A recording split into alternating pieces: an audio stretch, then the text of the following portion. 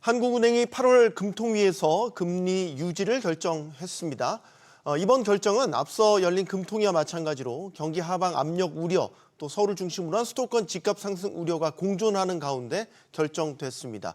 이런 가운데 미국 연방준비제도는 9월 기준금리를 내릴 것이란 전망에 무게가 실리고 있죠. 우리 경제를 둘러싼 불확실성이 좀처럼 거치지 않는 상황에서 이번 한은의 판단이 과연 옳았는지 지금부터 이야기 나눠보겠습니다. 함께해 주실 분들 소개해드리겠습니다. 피나클 경제연구소 장재철 대표 나오셨고요. 또 한양대 경제학부 주동현 교수, 또 세종대 경제학과 김성훈 교수 나오셨습니다. 안녕하십니까? 안녕하십니까? 네, 안녕하십니까? 용감한 토크쇼 직설은 SBS 비즈 뉴스 앱과 유튜브에서 실시간으로 시청하실 수 있습니다. 제롬 파월 미 연준 의장이 잭슨홀 연설에서 비둘기파적인 발언을 하면서 금리 인하 전방에 무게가 실렸죠. 연준의 이런 분위기에도 한국은행은 7월에 이어서 2회 연속 기준금리 유지를 결정했습니다. 자, 이번 한은의 기준금리 유지 결정에 대해서 어떻게 생각하시는지 먼저 총괄적인 의견을 듣겠습니다. 장 대표님, 동의하십니까? 네, 동의하고 있고요. 네. 또 시장에서도 한 80% 이상이 동결을 예상하지 않았습니까? 네. 그리고 가장 큰 이유는 앞에서 말씀하신 대로 국내 경기 아니면 국내 금융 불안 이슈가 제일 큰 최우선 과제로 떠올라서 이런 결정을 한 거로 보이고요. 네. 가계부채 또 최근에 연체율도 많이 오르고 있잖아요. 네. 그런 부분도 있었고 집값이 안정된다고 하지만은 상승세가 둔화될 뿐이지 계속 올라가고 있다는 또 데이터가 있습니다. 그래서 이런 부분은 금융 불안에 신경을 쓰는 중앙은행 입장에서는 금리를 먼저 내리는 것보다는 일단 좀 동결하는 게 낫고요. 그렇다고 올해 금리를 계속 동결할 건 아니고 내릴 계획은 같아요. 그래서 추후에 금리를 내릴 건데 왜 그러면 이번에 동결했느냐 그 네. 이유를 찾을 게 중요할 것 같습니다. 근데 그게 9월 달에 연준이 금리를 내리게 되면 그걸 확인을 하고 한국은행이 금리를 내려도 좀 괜찮지 않을까. 그래서 시차적으로 그런 어떤 정책에 있어서의 조율 그런 것도 좀 감안한 게 아니냐 이렇게 보고요. 네. 금리를 동결했지만은 말씀드린 대로 금리 인하에 대한 필요성은 분명히 있습니다. 그래서 그건 앞으로 있을 금통위에서 금리 인하하는 방향으로 나가지 않을까 이렇게 생각이 듭니다. 지금 전반적인 경제 상황, 통화 환경들을 보면 내릴 이유도 있고 유지할 이유도 충분히 있는데 이제 결정은 유지였습니다. 김성훈 교수님께도 의견 듣겠습니다. 저도 이번에 금리 기준금리를 유지한 것은 좀 타당한 측면이 더 있지 않나 생각을 하는데요. 네. 7월에 결정을 할 때도 그때 걱정을 크게 했던 이유가 이제 금융시장 불안, 부채 수준이 너무 높고 그리고 이제 부동산이 이제 서울을 중심으로 해서 좀 불안한 모습을 보이고 있다는 것이 주요 이유였는데 그런 면에서는 크게 지금 개선되진 않은 상황이고 그리고 추경이라든가 소비 쿠폰 이런 효과로 인해서 지금 경제 성장이라든가 이제 물가에 대한 전망이 조금 더 올랐는데요. 네. 그런 것을 감안했을 때 지금 대내적인 어떤 경제의 불확실성 그리고 특히 대외적인 불확실성도 아직 굉장히 불확실한 상황에서 뭐 관세의 영향이라든가 연준의 금리 결정이라든가 아직 불확실성이 있기 때문에 이러한 불확실한 상황에서는 좀 보수적으로 현재의 수준을 유지하는 것이 더 바람직하지 않았나 이렇게 생각을 합니다. 경기만 판단하면 금리 인하가 필요하다는 물론 소수지만 그런 의견도 있기는 있었습니다. 주 교수님. 예, 저는 그 1사분기에서 뭐 4월 금통위 뭐 이때는 네. 금리를 동결했을 때 제가 금리를 인하하는 것이 네. 당시에 뭐 중소상공인이나 서민 그 경제 등을 감안을 했을 때 좀 적극적으로 대응하는 모습이 중앙은행이 필요할 수도 있다라고 이제 말씀을 드렸었는데 그때는 또 그 경제 예측도 0%대 초반으로 그 경제 성장률 예측이 된 부분도 있었고요. 근데 네. 지금은 그 정권이 안정이 되고 그 대외적인 여건도 불확실성이 그 없어지기는 매우 어려운 상황이지만 뭐 조금 이제 좀 축소가 됐다라고 하면은 이게 그 통화 정책의 여력을 확보한다는 측면에서 금리 인하에 조금 더 신중할 필요도 있다라는 생각이 듭니다. 그래서 일단은 그 소비하고 투자 심리가 개선되고 있는 면이 있으니까 조금 더 지켜보고 이거를 그 금리 인하 여력을 좀 확보할 수 있는 여건이 된다라고만 하면은 사실 금리를 내리는 건 쉽고 올리는 건 어렵거든요. 그러니까는 좀 그 유지를 할 수 있을 때 유지를 해서 통화 정책의 여력을 확보하는 것이 필요하다라는 측면에서 이번 동결에 동의하는 편입니다. 우리는 보통 미국 연준의 기준금리 결정에 후행하는 편인가요? 아까 9월 이제 FOMC 예정이 돼 있는데 거기 이제 금리 인하를 하는 거를 보고 그 다음에 우리가 결정해야 된다. 이제 보통 이제 이런 식의 계속 패턴을 갖고 가는 건가요?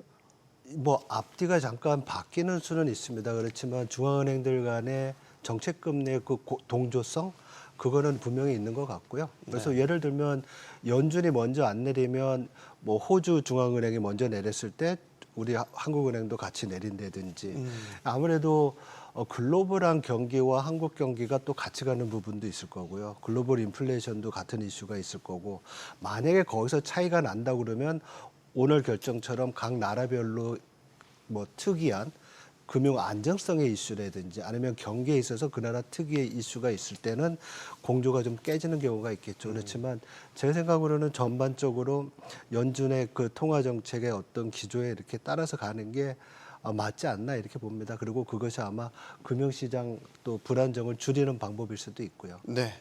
이창용 한국은행 총재가 이제 금통이 있기 전에 여러 이제 대외적인 행사에서 집값 이야기를 참 많이 했습니다. 집값 상승세가 여전히 높다. 지켜봐야 된다. 그래서 이번에 기준금리를 유지하는 결정도 사실 집값의 상승세 이게 꺾이지 않았다는 것도 한 요인으로 지금 이야기가 나오고 있단 말이죠. 한국은행이 집값 걱정을 참 많이 하는 것 같아요. 주 교수님. 예, 그래서 이게 그 특히 전국적인 집값보다도 서울 집값 그리고 또 지금 그 이창용 총재의 커멘트를 보면 또 서울 전체가 아니고 서울 일부 집값이거든요. 그래서 제가 한번 데이터를 봤더니 서울 아파트 가격의 상승세는 상당히 꺾였어요. 그런데 서울 중에서도 또 특정 지역이 꺾이지 않다 보니까 이창용 총재가 여전히 우려를 금치 못하는 이런 상황이 되고 있는 것 같습니다. 그런데 거기에 나아가서 이창용 총재께서 지금까지 쭉 한국은행이 이제 물가와 경기 그리고 금융 안정의 맨데이트를 갖고 있다라고 하는데 그걸 넘어서 여러 가지 우리나라의 사회적 문제에 대해서도 커멘트도 많이 하고 또 이제 조직원들한테 한국은행 그 연구자들한테 다양한 분야의 연구도 많이 했잖아요. 그래서 뭐 지역균형 발전이라거나 또 뭐 교육 문제라거나 저출생 문제라거나 이런 것에 대해서 상당히 많은 이제 보고서들을 내고 이제 그런 그 연구 결과를 토대로 해서 가장 중요한 우리나라 사회 문제 중에 하나가 이게 지금 그 서울 지역 집값 상승이 이 문제가 해소되지 않으면 관계된 많은 사회적 문제가 해결되지 않는다라는 문제 의식을 가지고 있는 것 같아요. 그래서 이게 물론 이제 중앙은행 총재가 그런 문제까지 다 관여를 하고 내지는 커멘트를 해야 되느냐라는 것에 대해서 논란이 있을 수 있지만 어쨌든 중앙은행 총재로서 그 중앙은행 그 직원들과 함께 연구한 결과를 토대로 이 정책에 그러한 것들이 반영되고 있는 것 아닌가라는 생각이 듭니다. 집값 걱정은 기재부나 국토부가 해야 되는 거 아닙니까? 예, 사실 말씀하신 대로 한국은행의 맨데이트 중에 하나가 금융 안정인데요. 네. 이제 거기에는 사실 한국은행의 통화 정책이 경제에 전달되기 위해서는 금융시장을 주로 통해서 다양한 경로를 통해서 이제 전달이 되게 됩니다. 그렇게 된다는 것은 이제 금융시장이 안정적이고 제대로 작동해야만 통화 정책이 제대로 발휘할 수 있는 여건이 조성이 되는 것이고요. 네. 그런 면으로 봤을 때 이제 주택 가격, 특히 일부 지역의 주택 가격을 중심으로 너무 가파른 상승세가 있을 경우에 이제 자금이 특정 부분으로 너무 쏠리게 되고 이렇게 불안정성이 높아지게 될 경우에는 이제 금융 정책의 이제 이 통화 전달 경로가 이제 불안정해질 가능성이 있고요. 특히 뭐 일본 같은 경우에도 보시면 이제 부동산 시장이 이제 급락을 하면서 사실은 오랜 장기 침체에 빠져들었는데 그런 것을 감안을 할 때도 너무 버블이 경제의 어느 한 분야에서 버블이 생기는 것을 이제 경계할 필요성은 충분히 있다고 생각을 합니다.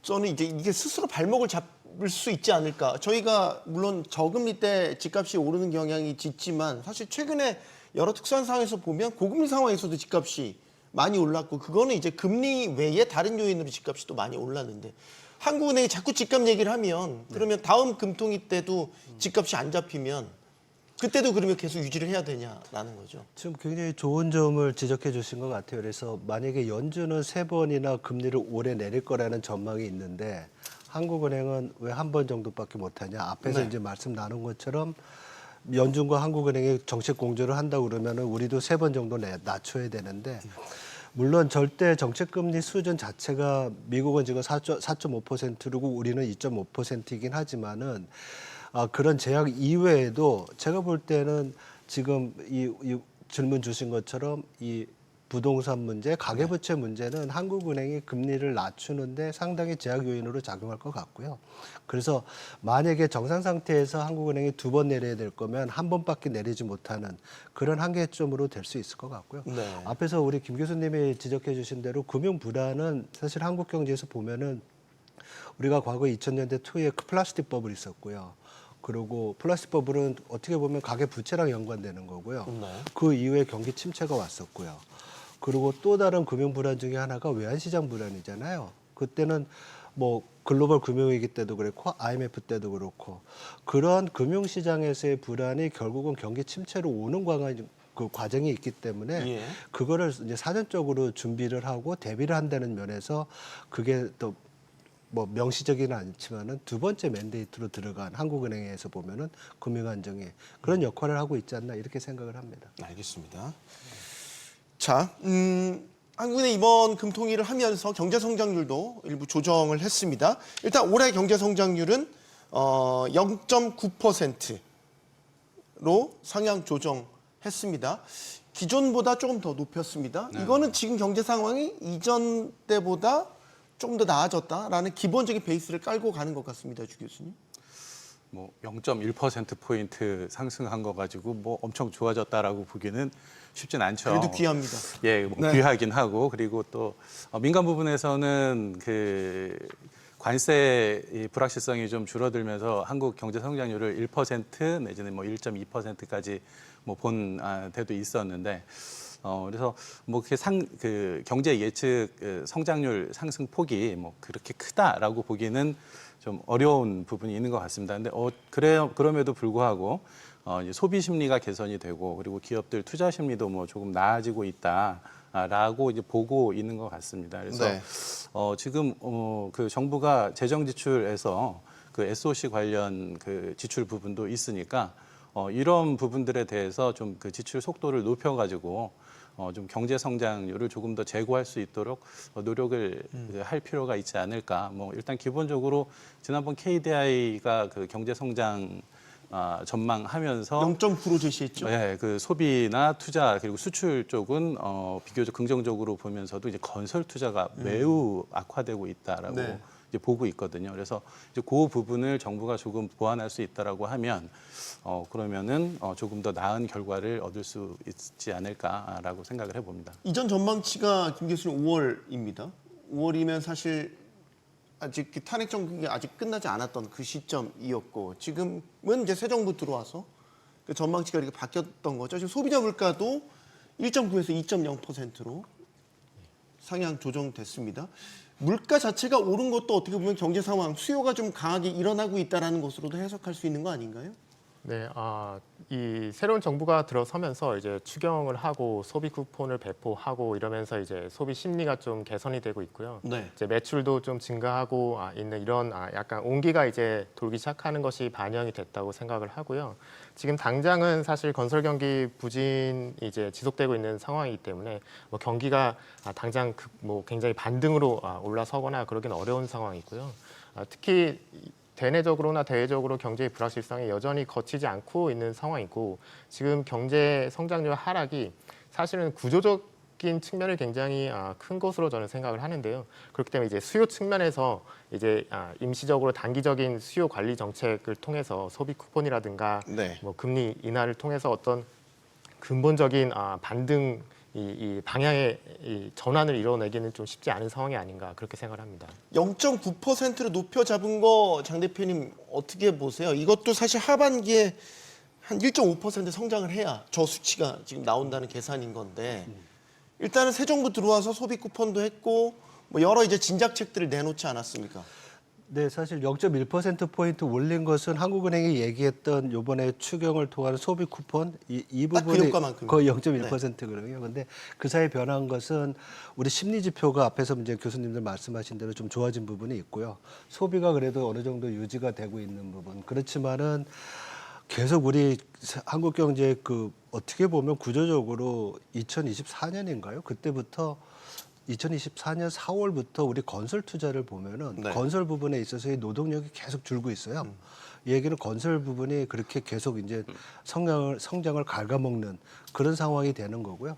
더 우려되는 것은 성장률 0.1%포인트 상승시켰지만은 아직도 0%대고 그리고 만약에 1%가 달성이 된다고 하더라도 2분기 경제 성장률이 전기 대비 0.6%였어요. 1% 성장을 하려면 올해 연간으로 하반기에 전기 대비로 1.5% 2배 이상 성장세가 커져야 돼요. 네. 그러니까 상당히 지금 좀 힘이 붙이는 그런 상황이라고 볼 수가 있는 거죠.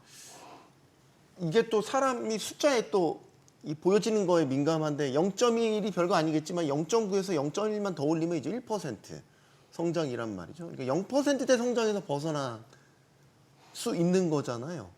그럼 예를 들어서 추가 추경이라든지 다른 소비 진작, 지금 확장 재정도 지금 최근에 방향이 계속해서 나오고 있는데 이런 것들을 조금 더 끌어올릴 수도 있을까요?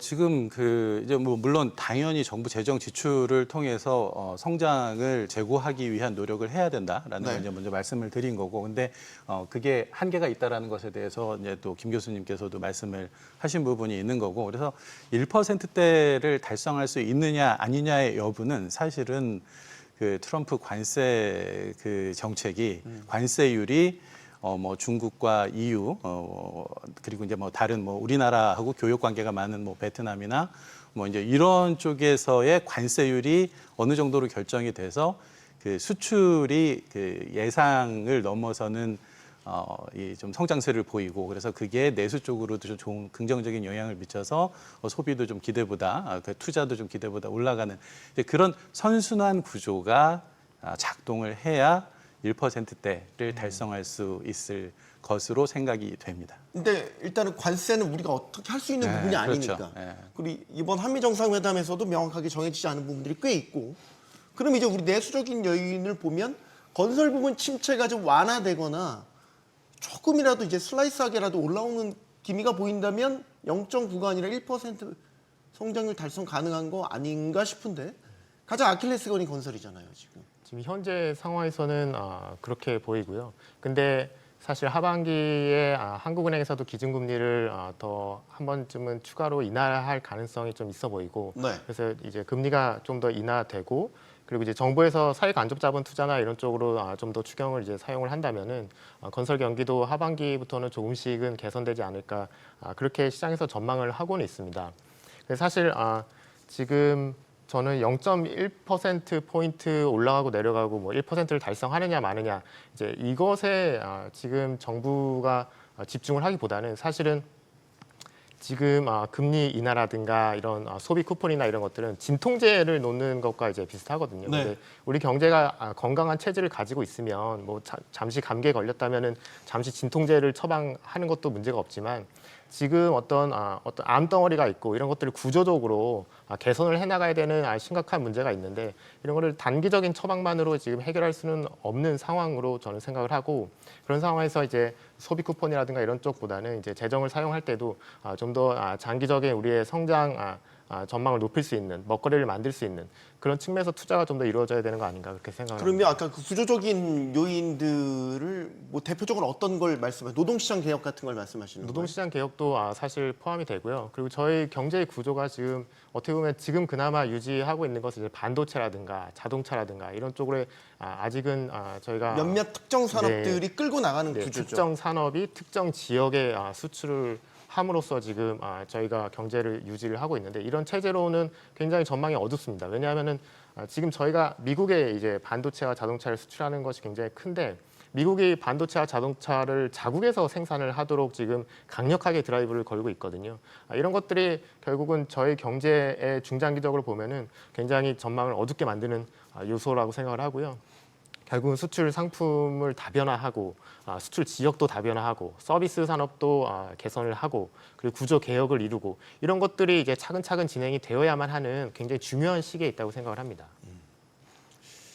최근 나온 고용지표 일자리 하나 소개해드릴게요. 임금근로 일자리가 올해 1분기 전년 동기 대비 15,000개 증가하는 데 그쳤습니다. 증가했다고 좋아할 게 아니라 이 증가폭이 관련 통계를 작성한 이래 가장 적은 규모입니다. 그리고 특히 그 안에서 보면 건설업 또 나오는데 건설업 일자리 급감했습니다. 이것도 역대 통계 최대치로 급감을 했습니다. 딱 우리 지금 일자리 시장에 그대로 문제가 고스란히 반영이 다 됐어요. 그럼 고용이 이렇게 안 좋은데 그럼 이 금리 내려야 되는 거 아니에요? 맞습니다. 금리 내려야 되고 지금 금리를 내리려는 노력을 하는 이유가 현재 금리 수준이 기준금리 수준이 좀 우리가 제약적이다.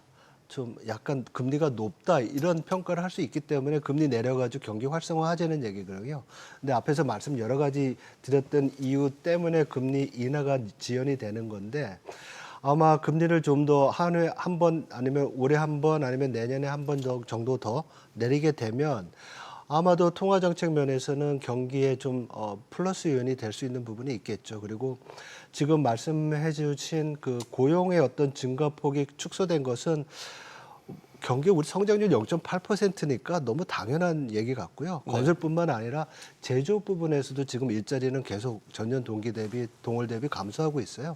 그거는 우리 제조업이랑 또 수출 부분에서의 부진을 반영하는 거고. 그러면 성장률을 어떻게 올려야 되느냐? 저는 물론 추경의 효과가 올해 하반기에 영향을 미칠 때까지는 좀 시간적인 제약이 있잖아요.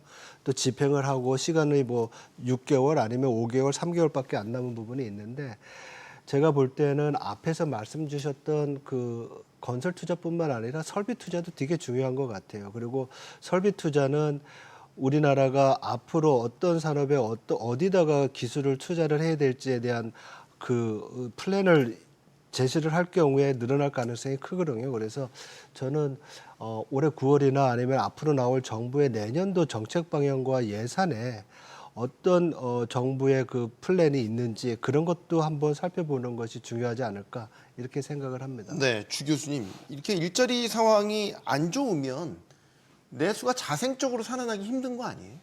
그러니까 지금 추경을 물론, 계속 긴급 처방을 하더라도 네. 기본적으로 일자리가 늘지 않는데 사람들 수입이 늘겠습니까? 그럼 소득도 안 늘잖아요. 그렇죠. 그러니까 그래서 소비가 안 늘잖아요. 예. 그래서 그 사실 경제 정책에서 제일 중요한 건 일자리입니다. 그러니까 뭐 임금 수준이 높고 낮고를 떠나서 우리가 지금 취업이 돼 있느냐 안 돼 있느냐 그게 훨씬 중요한 문제거든요. 이제 그런 면에서 지금 일자리 수, 취업자 수가 줄어드는 것에 대해서 우려를 표하시는 것에 저도 일단 공감은 합니다. 그런데 일단 그 아까 말씀하셨던 통계가 1분기 일자리 1만 5천 개 감소로 그 최소를 기록을 했었다. 그리고 일단 지금 특히 경기가 안 좋은 건설업 쪽에서 대폭 감소가 있었다라는 부분인데 이 실업률 통계가 상당히 설명을 하기 어려운 부분이 우리나라에 있습니다. 일단은 어떤 우리나라는 거요? 그러니까 이게 지금 가장 대표적인 그 실업률, 그러니까 그 고용 지표로 봐야 할 것이 실업률인데,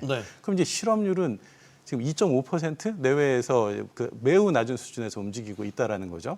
그러면은 이거 가지고 일자리가 문제가 없다라고 얘기를 하면은 거기에 대한 반박이 엄청 많이 나와요. 현실 상황을 이 통계 뒤에 감추어진 그 현상을 정책 당국이 이해하고 있지 못하는 것 아니냐라는 이제 비판이 나오는데 그래서 사실 중요한 거는 그 일자리 수 그리고 뭐 실업률 요거보다도 그 아까 김 교수님이 말씀하신 것처럼 고용 시장의 구조 그래서 지금 그 예를 들어서 그 여성 그 고용률이나 뭐 이외에 우리나라의 그 노동력을 더 가능한 한 많이 사용할 수 있는 어떤 그 노동시장 구조가 갖춰지느냐 그리고 일자리 중에서 특히 이제 우리 그 젊은 세대들이 만족스럽게 일을 할 수 있는 양질의 일자리가 많이 창출이 되느냐 이것이 훨씬 이제 중요한 문제고 그것이 내수에 더 큰 영향을 미친다라고 봅니다. 그러니까 구조적인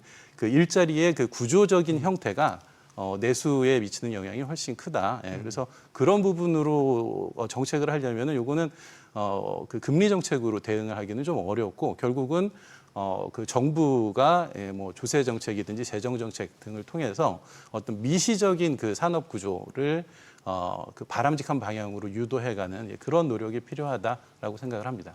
지금 고용시장 찬바람 불고 있다는 얘기 한지 되게 꽤 오래됐거든요. 별로 나아진 게 없어요, 지금.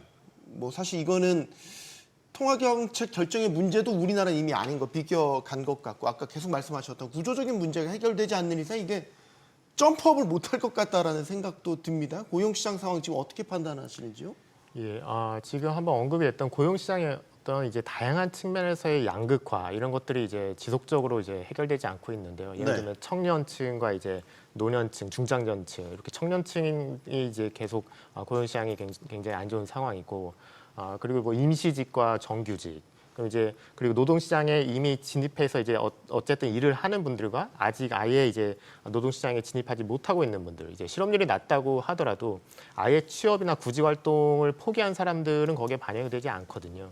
이제 이런 것들이 이제 사실은 굉장히 경제의 구조적인 변화와 맞물려 있기 때문에 걱정이 되는 부분인데, 뭐 AI의 최근 발달이라든가 아니면 이제 자동화 이런 것들이 이제 뭐 무인 자율주행차 뭐 이런 새로운 기술들이 도입될수록 이런 것들이 계속 이런 고용 측면에서는 좀 안 좋은 쪽으로 방향이 이제 나아가고 있고, 이런 것들을 감안했을 때 이제 결국은 우리 경제가 이제 혁신 경제로 나아가서 새로운 분야에서 일자리가 계속 창출되는 경제를 만들기 위해서는 금융시장에서도 이제 금융 분야의 개혁이 필요하고, 그리고 이런 규제의 개혁도 필요하고, 노동시장의 개혁도 필요하고, 다양한 개혁이 필요합니다.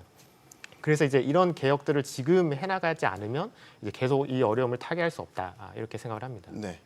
지금 제가 찾아보니까 이제 미국 실업률은 지금 4%대 조금씩 올라가고 있기는 한데 미국 실업률은 아직 걱정하지 않을 단계다라고는 게 이제 대체적인 평가더라고요. 저희는 이제 2%대. 이게 이제 측정 방식이 좀 달라서 그런지 모르겠는데 이거 기준을 어디다 놓고 지금 좋다 안 좋다를 판단을 해야 돼요? 보통 이제 실업률이 높다 작다는 자연 실업률, 그러니까 적정한 수준, 그 경제에 맞는 우리가 잠재 실업 성장률이라는 것도 있잖아요. 네. 실제로 나타나는 성장률과 잠재 성장률, 잠재 성장률이 적절한 성장률이라고 하면 거기에 매칭되는 것이 자연 실업률인데, 그 부분이 미국 같은 경우에는 4% 정도로 지금 생각을 하고 있고요. 우리나라는 모르겠어요. 2.5에서 3% 정도 될까요? 그래서 네, 맞습니다. 그 정도 되는데 그것보다 낮으니까 뭐 고용 괜찮을 거 아니냐 이렇게 얘기를 할 수 있는데, 문제는 실업률을 하려면 실업률의 분모가 되는 게 취업자랑 실업자 이런 거거든요. 네. 근데 여기 구직 활동을 해야 되는데 구직 활동을 하지 않으면 실업자가 안 되는 거예요. 그러니까 우리나라 같은 경우에는 경제활동 인구에서 빠지는 그런 노동자들이 많고 또 군대가 있어가지고 네. 좀 그 실업률의 변동성이 경기에 좀 안 따라가는 그런 부분들이 있죠. 네. 자, 내년도 경제 성장률 이야기를 해보면 1.6% 제시가 됐습니다. 올해 0.9인데 내년 1.6. 사실 격차가 꽤 크거든요. 가능하겠습니까? 내년 1.6은?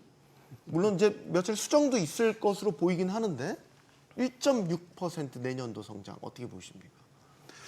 뭐 일단은 기본적으로 그 기저 효과라는 것이 있는 거니까요. 전년 그러니까 대비 성장률이니까. 그렇죠. 네. 그래서 올해 그 성장이 만족스럽지 못했다라고 하면 그 내년에는 그래도 그것이 지금 말씀하시는 잠재 성장률이라는 것이 있는 거잖아요. 그러니까 그쪽으로 일단은 수렴해 간다라고 보는 것이 기본적인 그 경제 성장률 예측 방식인데, 네. 현재 그렇게 하다 보니까 그 아까 그 잠재 성장률을 우리나라가 그 최근에 뭐 그 2%에서 살짝 내려가서 1%대로 네, 갔다라는 제시한 얘기도 게 가장 있었지만, 최근, 네. 뭐 이제 그건 좀 통계적인 기법에 의해서 뭐 그렇게 나올 수도 있는 거고, 그래서 일단 현재로는 뭐 2%의 잠재 성장률을 포기하지 않고 있는 상황이다. 그러면은 그 내년에는 뭐 다른 물론 그 하방 위험이 발생하지 않는다라는 전제하에서 네. 1.6%가 가능하다라고 보는 거죠. 그래서 뭐 지금 현재 상황에서는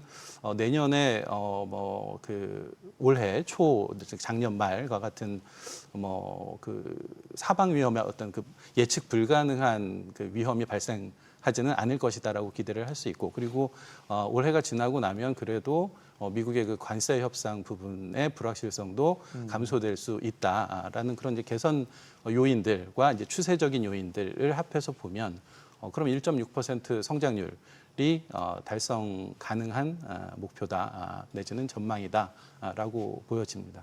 김 교수님은 내년도 1.6% 성장 달성 가능하다고 보세요? 저는 이제 좀 개인적으로는 굉장히 긍정적인 전망이라고 생각을 하고 있고요. 네. 이제 올해 같은 경우에는 특히 또 이제 미국에서도 정권이 바뀌고 한국에서도 이제 정치적인 여러 가지 불확실성이라든가 불안정성이 있었고요. 근데 특히 트럼프 정권이 들어서면서 관세나 이런 것들이 처음에는 굉장히 진짜 세계 경제에 멜트다운이 오는 거 아닌가 하는 걱정을 할 정도로 네. 굉장히 강하게 드라이브를 걸었었는데 결국은 그런 것들이 계속 뒷걸음질 치면서 조금씩 불확실성을 좀 줄어드는 방향으로 지금 가고 있기는 한데요. 여전히 사실 아까 말씀드린 대로 반도체라든가 자동차 뭐 이런 저희의 주력 산업에 있어서 그렇게 크게 지금 긍정적으로 보기 어려운 상황으로 가고 있고 미국에서의 그런 관세 정책이라든가 자국 경제 우선 이런 정책들을 감안했을 때 저희가 과연 1.6% 성장률을 달성할 수 있을지 뭐 건설 경기가 좀 나아지고 제조업에 있어서도 지금의 어떤 여러 가지 불확실성이 제거되면서 이제 투자나 이런 것들이 조금씩 살아난다면 가능하겠지만 경제 불확실성이 여전히 굉장히 큰 상황이라고 생각을 합니다. 네. 그럼 이제 이런 불확실성들이 해소된다는 전제 아래서는 1.6%. 사실 우리가 추세적으로 보면 2% 성장률은 나와야 된다라는 게 어떻게 보면 이게 누가 정한 건 아니지만 고정관념처럼 있었는데 2년 연속 깨졌단 말이죠. 그렇죠. 상당히 경제 성장률 자체가 이렇게 하향 곡선을 그리면 우리의 그 앞에서 말씀드렸던 잠재 성장률도 떨어지게 되는 거고요. 네.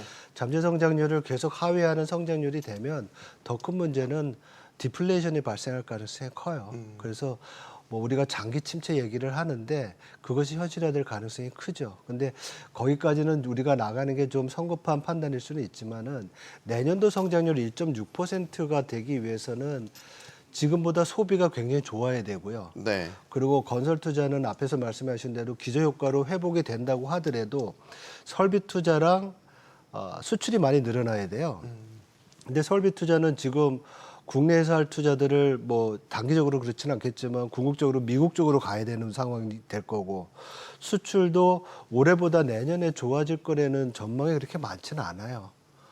여러 가지 불확실성 때문에. 네. 그래서 1.6% 달성하기 위해서는 정부가 지출을 많이 늘려서 정부 쪽에서의 기여도가 높아져야 되는데 내년도 예산안을 보면은 올해 대비 한 3.8% 증가하는 것 같아요. 730조 정도. 네. 올해보다 어떻게 보면 재정 규모의 GDP 대비나 아니면 성장률로 보면 줄어드는 거예요.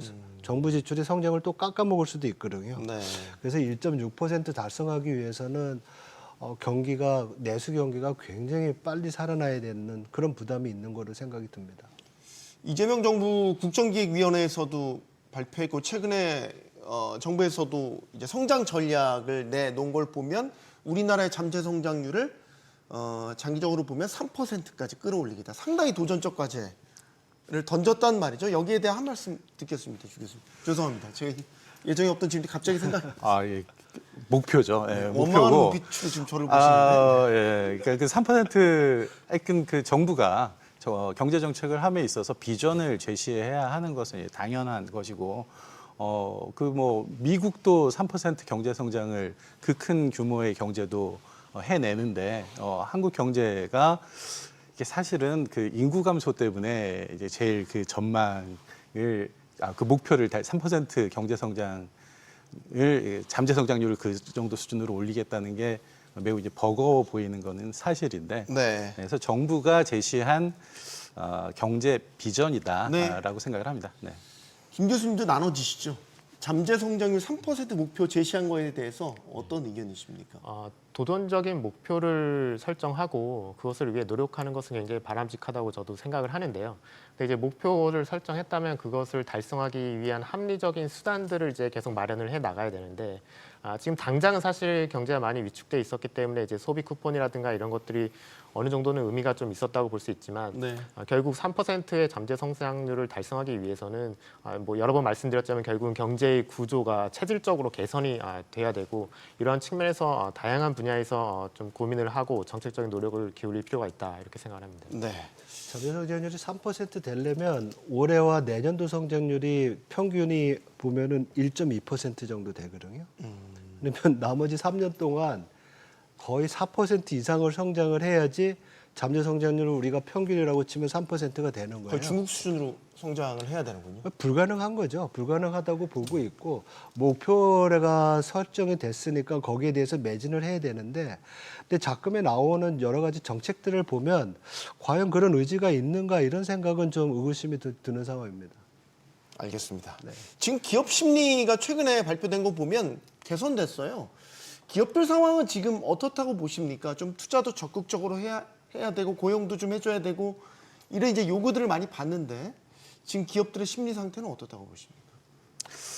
제가 기업 쪽하고는 이렇게 얘기를 많이 못 해봐가지고 네. 뭐 지금 뭐 기업들이 어떤 그 계획을 가지고 뭐 투자 계획을 가져간다거나 뭐 내지는 현재의 경기 상황에 대해서 어떤 근거를 가지고 판단을 하고 있다라는 네. 것에 대해서 이렇게 제가 잘 알지는 못하는데 일단 한국은행에서 그 기업 체감 경기 조사한 것은 9개월 내 최고. 근데 그것이 결국은 뭐 그 내수 그러니까 소비 심리 회복과 함께 가는 것이고 그리고 아까 말씀드린 것처럼 일단은 대외적으로 이제 뭐 그 최근에 대통령이 미국 방문해서 네. 트럼프와 그 회담을 하면서 뭐 여러 가지 관계를 좀 원만하게 가져갈 수 있는 분위기를 만든 부분도 있고 네. 그런 것들이 기업 심리 반등의 요소로 작용을 하지 않았을까라고 짐작을 해봅니다. 하반기 최대 관건은 그거 아니에요? 관세 불확실성이 얼마나 명확하게 해소되느냐. 뭐 예를 들면 품목별 관세, 지금 반도체도 아직 남았죠. 자동차도 적용 시점이 아직 네. 정해지지 않았죠. 이런 부분들이 말끔하게 해결이 돼야만 할 것 같아요. 사실 기업 심리가 지금 개선됐다는 것은 당연합니다. 왜냐하면은 너무 바닥이었습니다. 네, 올 초에 너무나 기저효과군요. 최악이었기 때문에 이제 네. 트럼프의 이런 관세 정책이나 이런 것들이 그때 당시에 너무나 굉장히 더 큰 불확실성이었고 대내적으로도 어떤 계엄이라든가 이런 여파가 굉장히 안 좋은 상황이었기 때문에 앞이 한치도 안 보이는 상황에서 지금은 어느 정도는 그래도 그때보다는 나아진 상황인 건 맞지만 여전히 저희가 15%를 합의했다고 하지만 여전히 25%를 기업들은 내고 있거든요. 이런 것들이 언제 진짜로 실행이 될지 그리고 뭐 앞으로 반도체나 의약품이나 이런 쪽에서 이런 것들이 한국에 어떻게 적용이 될지 굉장히 큰 불확실성을 여전히 우리가 가지고 있고 지금 특히 저희한테 안 좋은 점은 저희는 FTA를 통해서 관세를 다 없앤 상황에서 지금 이런 상황으로 가고 있거든요. 뭐 15%뭐 이런 것들이 안도를 뭐 다른 나라들과 비교했을 때 이제 안도할 수도 있겠지만 사실은 그 전과 비교하면 굉장히 안 좋은 상황인 거고 네. 지금 현재의 수준 자체가 그 전에 뭐 작년이나 재작년에 비해서 어떤 수준 자체가 더 좋아졌다라고 보기는 좀 어렵지 않을까 이렇게 생각합니다. 2분기 어닝 시즌 봐도 우리 기업들 코스피에서도 예상치보다 좀 미치지 못한 경우도 많이 있었고 관세 효과도 일부 좀 뭐 자동차 나타나서 부분에 컸죠. 예, 현대차 같은 네. 경우는 꽤나 큰 손실도 네. 보곤 했죠. 그래서 뭐 여러 가지 이슈는 있겠지만은 제일 중요한 건 그런 것 같아요. 지금 뭐 소비 심리도 개선이 되고 기업 심리도 좋아지는데 앞에서 얘기한 1.6% 내년도 성장을 달성하기 위해서는 네. 이 추세를 계속 가져갈 수 있도록 정책적 조합이랑 또 산업계랑 같이 협조가 될 필요가 있다는 생각이 좀 듭니다. 제롬 파월 연준 의장이 최근 마지막 잭슨홀 연설을 했죠. 시장 이목이 집중됐었는데 시장의 기대대로였을까요? 기준금리 인하를 시사했습니다. 하지만 또 도널드 트럼프 대통령의 측근은 찔끔 인하 필요 없다. 곧바로 비판하기도 했죠. 관련 목소리 차례로 듣고 토론 이어가겠습니다. Downside risks to employment are rising. And if those risks materialize, they can do so quickly in the form of sharply higher layoffs and rising unemployment. The effects of tariffs on consumer prices are now clearly visible. We expect those effects to accumulate over coming months. We don't need a little 25 basis point cut. We need 50 to 100 or more right now to make America great again. 네, 요즘 연준 정말 시끄럽습니다. 온갖 그 외압과 내부의 어떤 분열과 뭐 이런 것들이 복합적으로 어우러지면서 그 자체가 시장에 또 리스크가 되기도 하죠. 최근에 또 이런 일이 있었죠. 리사쿡 연준 이사에 대해서 트럼프 대통령이 해임 통보를 했어요. 이게 또 지금 연준의 독립성에 대한 논쟁으로 번지고 있습니다. 어떻게 보십니까, 이 사태? 어떻게 보면 이 대통령이나 누가 그 연준 이사를 해임하기 위해서는 직무 관련된 나태함이라든지 아니면 부적응성 능력이 안 된다든지 그 직무로 인해서 무슨 문제가 생겼을 때인데 이거는 사실은 뭐 우리 다 보도를 통해서 알겠지만은 이사가 되기 전에 일어난 일이었거든요. 네. 그리고 아직까지 파일이 되지 않은 그런 상황이기 때문에 좀 약간 부당성이 좀 노출되고 있는 그런 상황이고 이런 게 이제 계속 유지가 되면은 계속 나오게 되면 트럼프 대통령이 파월에 대해서도 계속 얘기했었잖아요. 해임할 수 있다라고. 그래서 중앙은행의 독립성 이슈 당연히 거론될 거고 그렇게 되면 시장은 우려하는 것이 중앙은행의 통화 정책이 금융시장 안정과 안정적인 경제 성장을 도모를 해야 되는데 네. 정치적인 캠페인이나 정치적 영향에 의해서 움직인다고 하면 문제가 되는 거다. 그리고 그것 자체는 어떻게 보면 달러의 어떤 위상의 약화 그리고 미국의 어떤 펀더멘탈에 대한 약화 그래서 미국의 패권이 약화되는 것까지도 또 우려할 수 있는 그런 또 계기가 될 수 있다라는 비판이 많습니다. 그래서 네. 근데 문제는 두고 트럼프 대통령이 아랑곳하지 않는다는 거잖아요. 자기의 뭐 친 트럼프형 인사를 그냥 대놓고 들이밀고 있고 최근에 또 그 논란이 됐던 영상이 이제 그 연준 내의 이사진들을 이제 갈라치기 하는 듯한 그 이미지도 공개를 해서 되게 논란이 됐었죠. 이 사태 이 자체가 리스크 아닙니까? 지금? 네, 제가 최근에 세미나를 참석을 한 적이 있는데 네. 그 세미나 제목이 중앙은행의 민주적 통제라는 제목이었어요. 그래서 그분 같은 경우에는 이 테크노크рат들의 이제 문제를 얘기를 하는 거죠. 그러니까 이 선거나 뭐 이런 것에 의해서 국민에 의해서 직접적인 그 권한을 위임받지 않은 그 행정 권력이 어떤 정책을 좌지우지하는 것이 네. 이게 바람직한 것이냐라는 얘기를 하더라고요. 그런데 중앙은행에서 근무했었던 사람 입장으로서는 이 중앙은행의 독립성이라는 것이 이제 중앙은행의 독립성이 왜 필요하냐? 그럼 사실은 그게 이제 물가 안정, 그 화폐 가치의 일정한 유지 이거를 위해서 독립성이 필요한 거거든요. 그러니까 경제 이론 중에 이제 동태적 비일관성, 타임 인컨시스턴시 프로블럼이라고 있습니다. 그러니까 이게 물가 안정에 대한 신뢰가 구축이 되고 나면 그러면은 정치권에서는 그 신뢰를 이용을 해가지고 이 고용을 늘린다거나 생산을 늘린다거나 해서 표를 얻고자 하는 요인이 강해지는 거죠. 근데 그렇게 되면은 어렵게 이 구축한 물가 안정에 대한 신뢰와 이 안정된 물가가 다시 이 공든탑이 무너지는 이런 상황이 벌어질 수가 있는 거거든요. 그래서 네. 이제 그런 면에서 중앙은행 독립성, 그래서 그 선거에 의해서 위임받지 않은 그 정책 그 당국자임에도 불구하고 이 대통령이나 정치권으로부터 독립성을 이제 인정을 받아야 된다라는 이론이 있는 거죠. 근데 거기에 대해서 제가 세미나에서 참석했었던 분은 오히려 트럼프를 옹호하는 이제 셈이 되는 거거든요. 그래서 그런 면에서 일단은 한번 좀 생각을 해볼 필요는 있긴 있는데, 근데 이 트럼프가 관세 정책을 펴는 데도 있어서도 그렇고 이 연준에 대해서 영향력을 행사하는 데서도 그렇고 세련되진 방식이 아니고 이제 상당히 과격한 방식으로 또 이제 그 주변 사람들까지 어떤 그 경제 그 시스템에 대한 이해가 없지 않을 텐데도 불구하고 이제 방금 그 본 것처럼 그 연준 금리를 1%포인트 또 그 이상으로 인하를 해야 된다라는 이제 과격한 압력을 넣고 있어서 네. 이게 일단은 그 중앙은행 입장에서는 이게 받아들이기 좀 쉽지 않은 그런 요구 아닌가라는 생각이 듭니다. 우리나라에서도 가끔 이제 기획재정부에서 뭐 이제 한은을 찾아가서 표현이 되게 조심스럽긴 합니다만 정책 공조 성격의 그런 이제 의견을 제시하거나 이럴 때 그 자체가 또 논란도 되게 많이 되지 않습니까? 이게 이제 그 자체가 중앙은행의 독립성을 침해할 수 있다라는 논란 때문이겠죠. 근데 이제 미국 100년 넘는 역사상 아픈 역사도 저도 있는 걸로 아는데, 그러니까 정치권의 그런 금리 결정에 휘둘렸을 때에 엄청난 물가 압력으로 왔던 그런 역사도 있는 것으로 아는데 지금 네.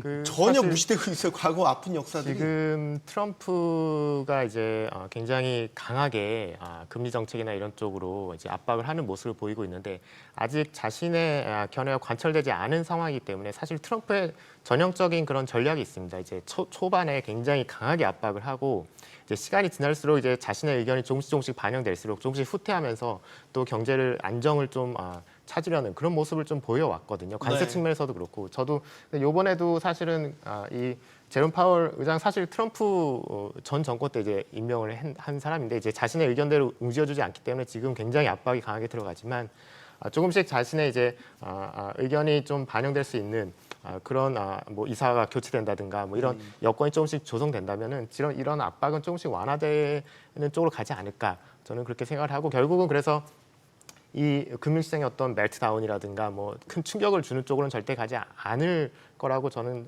예상을 하고요. 다만 이제 중장기적으로 이제 달러의 패권이라든가 인플레이션에 대한 리스크, 이런 것들은 좀 중장기적으로는 반영될 수 있다고 생각을 합니다. 알겠습니다. 이제 다음 달 FOMC에서 금리를 그럼 내릴 거냐? 지금 시장 예상은 이제 내린다는 쪽에 다 무게를 두고 있는 것 같아요. 네. 근데 내리는 건 내리는 건데 어떤 식으로 내릴 거냐? 그 이후의 방향성에 대해서도 관심을 많이 갖고 있는 것 같고요. 어떻게 전망하세요? 지금 뭐 잭슨 홀 미팅에서 파월 의장이 시그널은 줬고요. 그 무게의 추가 과거의 인플레이션에서 이제 고용으로 왔다. 고용이 생각보다 되게 부진했다. 네. 그러면 이제 금리 인하 조건은 맞는 거거든요. 근데 이걸 얼마만큼 내리느냐의 문제인데, 앞에서 피터 나바로도 뭐 1.5%포인트 낮춰야 된다, 이런 건 아마도 정책금리 인하의 최종 금리라는 게 있잖아요. 어디까지 내리고 그다음에 서야 될 부분.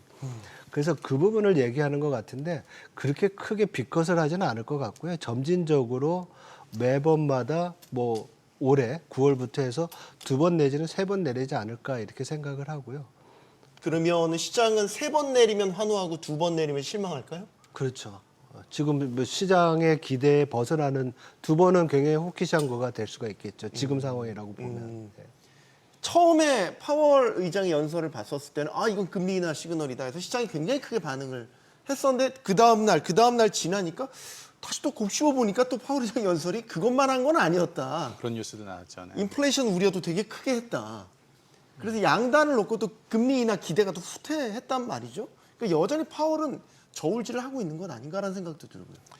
예, 그래서 우리 제롬 파월이 별명이 있지 않습니까? 별명 뭡니까? 그 매파도 아니고 비둘기파도 아니고 올빼미파다. 예, 그래서 이제 2018년에 취임하기 전에 2017년에 이제 새로운 연준 의장에 대한 평가로 이제 나왔었던 별명인데, 올빼미가 서양에서는 이 부엉이, 뭐 이제 그 지혜 상징이죠. 그래서 가만히 앉아가지고 이제 지켜보다가, 근데 딱 그 별명에 맞게 항상 요새 제가 보기에는 이창용 총재님도 파월 의장을 좀 따라하는 그래요? 부분이 좀 있는데, 그러니까 네. 데이터를 보고 결정하겠다. 그래서 데이터 디펜던스. 예, 네. wait and see 뭐 이렇게 이제 가면서, 그래서 이제 그 태도로 트럼프 2기가 시작된 이후에 상당히 뚝심 있게 그 금리 정책에 있어서 정부의 영향력을 배제하고 경제 상황에 맞춰서 본인의 판단으로 금리 결정을 지금 하고 있다라고 판단이 됩니다. 네. 그래서 뭐 일단은 전반적인 그 시장의